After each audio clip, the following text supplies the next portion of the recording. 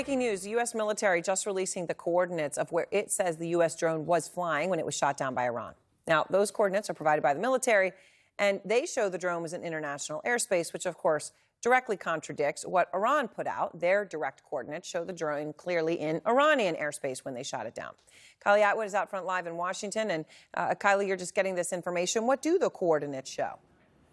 Well, that's right, Erin. We are learning from the U.S. military now their version of the facts here. They put out these coordinates that show that the U.S. drone that was shot down is actually shot down about 9 nautical miles from where the Iranians said they targeted that drone. The Trump administration is also putting out some more information, the full flight path of this U.S. drone. And that does not at all cross over the coordinates that the Iranians have given out for where they say that drone entered into Iranian airspace, which is why they say that they shot it down. Now, the problem here is that we have some conflicting sources of information. They don't overlap with one another. And as the White House is determining how they are going to respond, however, the bottom line is that this U.S. drone was shot down. The Iranians have claimed responsibility, and the Trump administration has not yet been clear in terms of how they are going to respond. They're considering their options tonight.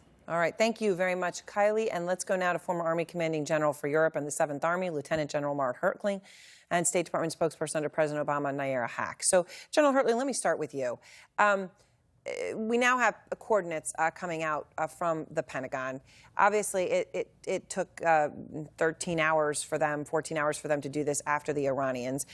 Can you think of why that would be, why it would take so long for us to hear their proof for their side of the story here? I can't, Erin, and that's going to be the interesting piece of conversation in all of this. The Iranians are winning the information war. They have already submitted a letter to the United Nations through their foreign minister saying this is what happened. That was submitted several hours ago. We're late to the ballgame on this. The briefing by the military, unfortunately, this afternoon was not candid. It was not transparent. They took no questions. And now we're getting a read of the coordinates when the Global Hawk can actually give you a screenshot of where it is. So having someone read me the latitude, longitude of where the aircraft was is going to be questioned by a lot of people. We have to show proof to the United Nations in order to fight this fight. So this is the question, Nayyera, because, I don't know if you just heard Congressman Levin, a Democrat from Michigan, when I asked him, okay, well, would you say that you wouldn't trust the Pentagon's coordinates, he made a very explicit point. He suggested, look, there's political leadership now from this administration that he does question. He wouldn't question if it came from intelligence. Yeah, we're in that status now when both sides are questioning the other in terms of transparency, and it's based on what has happened in the past when dishonesty, a lack of integrity, a lack of candor and transparency has been the norm of the day. So now you're seeing even Democratic congressmen question the Pentagon in terms of what they're delivering. So I think we have to be a little bit more open with press briefings, with questions and answers across the board in the administration. You are reaping what we sow right now on the international community, where if a Democratic congressman doesn't trust us, imagine what our allied leadership thinks, our allies and partners think about us. I mean, Nayyera, what do you make of that? That there's questioning of the coordinates, given that it could have come from the politically appointed leadership as opposed to the intelligence? Yeah, this is a direct result of the incoherent foreign policy that the Trump administration has put forward. Listen, they have not been transparent. We have not had a Pentagon briefing on camera in almost a year. You had the State Department podium, had the spokesperson there talking about how Iran needs to abide by the nuclear deal. This is the same deal that the United States pulled out of.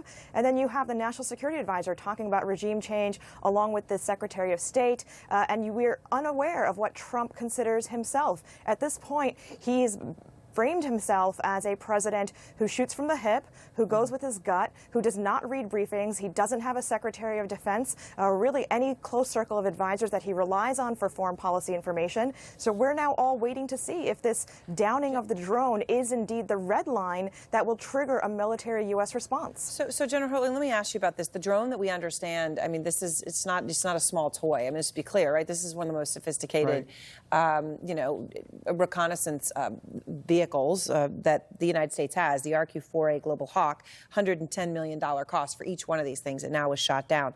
So I got an email from the Iranian ambassador to the UN, and I was told the drone, quote, had turned off its identification equipment and engaged in a clear spying operation. Despite repeated radio warnings, it entered into the Iranian airspace. So my question to you is, would all of this have been logged somewhere? I mean, isn't all of this provable?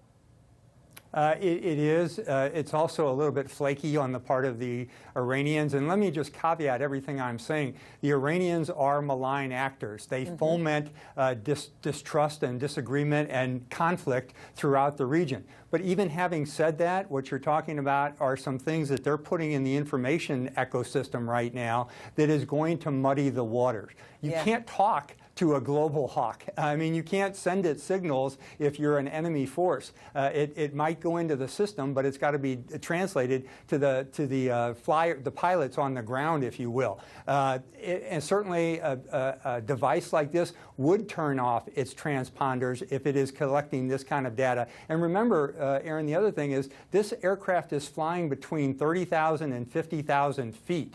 So when it is shot down, it's also going to spread its debris all over the place. So the Iranians could potentially pick up parts of this aircraft even on land if it was hit in the right way and it actually crashed to land or sea in their area. And get some really crucial information, Nayyera. Yeah, this is the importance of the fact that it was a drone that was shot down and not a manned aircraft. That certainly gives the president and other officials some options of how they can maneuver around this. I think the most dangerous thing that could happen right now would be for President Trump to now continue to escalate in response to the downing of a drone and seek to target something more directly in Iran. That would be seen as the next level, more provocation, and would potentially be off to the races at this point. So it's key to recognize that it's a drone, not a manned aircraft, which in and of itself would create deeper consequences. So, General, can I ask you, just for people trying to understand the significance here, obviously you're talking about a huge country with a huge military, one of the largest in the world. What would a war with Iran look like? When the president says, "Are you going to war?" and he says, "Well, we'll see." Basically, what would a war look like with Iran? Well, I would start off by saying it could escalate. Even a small action could escalate very quickly. And I'm not using hyperbole in that, Erin. I'm concerned about this. The other thing that you have to consider, they have a huge military. They have a relatively unified population and a strong central government. They have modern equipment. They have been choked by some of the sanctions that have occurred. But they are willing, the Iranian people, and especially the Iranian Republican Guard, are willing to fight to the death. This will be Iraq and Afghanistan on a much larger scale. It will be complex, challenging from both an air and naval force standpoint. From a cyber standpoint, they're able to counter some of the things we do. I don't even want to think about the potential for a ground invasion because that would be catastrophic on both sides. This is the country that fought Iraq for 10 years and lost over 1 million people in that Iran-Iraq war. Final word, and let's not forget that we are the country that is still fighting in Afghanistan for 18 years. We still have troops in Iraq, so we are stretched thin on our front now. That's not to say the United States certainly has a strong military, strong capabilities. We can do what we need to do to defend ourselves, but at this point we have to look at the fact that there is no goal in mind with what a counterstrike in Iran would be. If the goal is to eliminate their use of nuclear weapons, the deal captured that. If the goal is regime change, which is what John Bolton has always wanted, then we're in for a long haul. Right. Thank you both very much. And next, breaking news, the transcript of Hope Hicks' testimony just released. And